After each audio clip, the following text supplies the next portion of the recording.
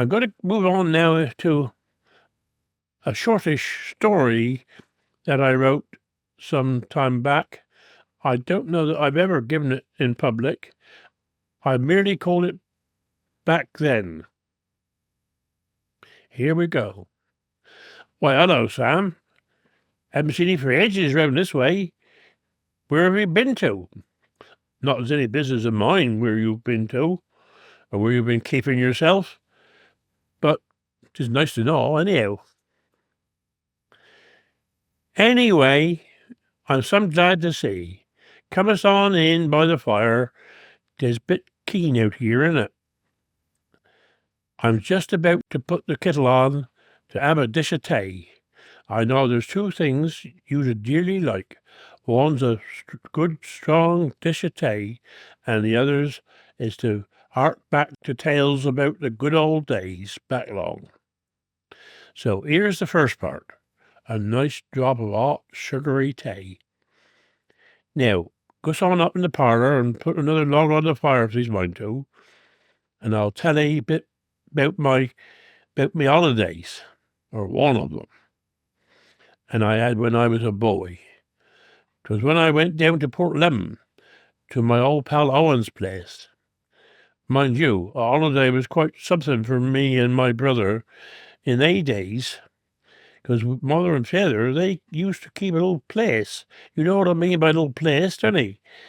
A little small holding, they'd call it. So we boys was free labour, and was expected to do a lot around the place all the time. 'Twas a proper caution to get a Saturday afternoon off to play a game of cricket, let alone have a week's holiday. Father would cut cabbage before we was out of bed, and we boys would come on directly and pack them into big cabbage bags and nets. They was like a great big string bag, and mother would come on behind we with a long needle and string and saw up the open ends. Later on that day, they'd be collected and drove off up country to the market, or sometimes they used to say up the line, I suppose referring to the train line. If we wouldn't doing that, we'd be put to do other jobs, like picking up taters and bagging them up. There'd be a long tripod in one corner of the field with the stilliards to weigh them into half-hundredweight sacks. I remember one teddy season when we had one of the little evacuee girls staying with us during the war. She jumped upon the stilliards, and then she went running up to my father and shouted, "Daddy, Daddy, I've measured, and I'm 10 years old." Poor soul, didn't know what she was telling, obviously. Another job we'd be put to do would be to take the pony out and arve the fire one of the off meadows for the next crop, or we might be put into scud dung. I could never get exactly even. Now, I've lost my track of what I was going to tell you. Where was I to? Oh, I don't know. I was going to tell you about my holiday. Anyhow, this particular time, I was allowed to ride my bike down to Port Lemon and spend a few days with my old pal Owen. He used to live in our village before, and his father and mine used to sing in the old Ostdown male quartet. Owen's family lived out to Wellmore House on the Treaser Road. To me, Owen's ma and dad, or auntie, Ethel, and Uncle Owen. See, any adult friend of your parents was reckoned to be auntie and uncle out of respect for their seniority and their guidance to your life. Here, that's a good word, isn't it, boy? Don't hear that very often, up piped Sam. Auntie Ethel's brothers was old fishermen, and lived there too, but they slept across the yard in the net loft, where they mended their nets and made crab pots. I can mind it now, seeing of them with their needles and string mending the holes in the nets and bending they their withes into shape for to make proper fitty crab pots, with stones lashed to the bottoms to weigh them down when they were shot overboard. The laboratory down to Port Leven was outside. It was one of the bucket and chuck it style. Then that didn't worry me, because we had the same luxury on our place, only ours was nicely lime washed inside and out, and was a brae way up across the yard. Quite a journey in the rain or in the snow. Ours used to attract the odd rat, and sometimes when you was sitting down upon the wooden seat, you would feel the fur of his back touch your bum as he sneaked out of the bucket and slipped away out without making a sound. Can't credit it, can you, these days? With clone this and clone that, and everything hygienic and squeaky clean. I tell you what, there must have been some goodness in the food we ate in they days, because wherever Father used to bury the contents of the bucket, the ground would throw up great stinging nettles 5 feet or more high. It'd have been ideal now, these days, to wrap up that there yard cheese that they'd make down to Ponsanooth. I tell you another thing.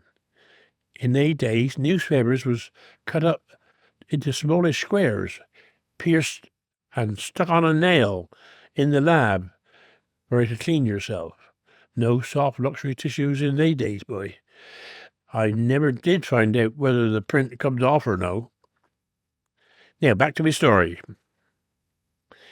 Fishing boats and harbours was all new to me. I couldn't even tell what the men was saying of. The food we had was different too. Lots of fish, like screlled mackerel and ling, done in milk, with bay leaves in 'em. I didn't fancy either very much, but I ate them just to be polite. On the first day, we went down to the harbour. Owen was some keen to show me the sights. The tide was out, and the men was working on their boats. I couldn't work out what two of them was doing, hitting the side of their boat with a great heavy hammer. When Owen explained, I could see sure enough. They was driving in long pieces of tarred or pitch rope in between the planks. Not that that was any wiser for me either about that, till Owen explained that it helped to keep the water out of the boat when she was out to sea. Well, that's fair enough, isn't it? You don't want too much of that there old wet thread in your boat when you're 3 or 4 miles offshore, do you? That's for certain. Breakfast down port was quite an experience too. We'd start off with slops. Auntie said 'twas porridge. Well, we're all entitled to our opinion on this. Next would come a nice bit of fresh homemade bread that had been toasted using a long-handled fork again the bars of the slab fire. That was lovely, especially with a great dollop of homemade jam or marmalade in it. The older men had butter and golden syrup, only they called it treacle, with scraping of cream. I believe they'd call that thunder and lightning, didn't them? This they washed down with a great mug of cocoa. I don't think any of them had any teeth, because they couldn't chew much. I was particularly taken with the way Auntie Ethel used to cut the bread. She'd hold the loaf close to her bosom in the crook of her arm and work the knife to and fro towards her, making sure not to cut through her nice, clean pinny. Bacon was done once a week. So as the week went by and the bread got staler and staler, so the slices got thinner and thinner, till they was like wafers. It took me ages to fathom out what they was telling of when they was talking about going somewhere, but I eventually cottoned on that Port Leven was divided up into 3 imaginary areas, as you might say. Downlong or downtown meant you was going down to the harbour. The Gew, a steep, narrow lane, and Unity was uplong, and this included the Coast Guard station up to the terrace, whilst the oldest living part, with its little cottages clinging fast to the cliff for dear life, was called Gravesend, on account of seafarers' graves out of the cliffs near Low Bar. And if you went for a stroll along the pier and back, they'd call it going for a turn. Many a betrothal started off on a turn. When Sunday come, we all traipsed off to chapel, just as if I was home. Portlemers was always known for their strong Methodist faith. I didn't have anything special to wear, but Auntie did shine me shoes a bit for me to look a bit fitty like. I remember singing they lovely evangelic Sankey and Moody hymns, and I could give they a bit of belting too, 'cause home we was apostolic, see, where they used to sing choruses afore the preachers give the word. They felt that kind of opened people's hearts to the Lord. After nearly every hymn, sure enough, somebody would strike up the chorus or the last verse again, so the organist had to be pretty sharp and ready to give 'em Billy-O on the keyboard too. You see, 'twas all in celebration of they lovely words. Talking about Sundays, my pal Owen told me a beauty story, and so happened to be that it's true.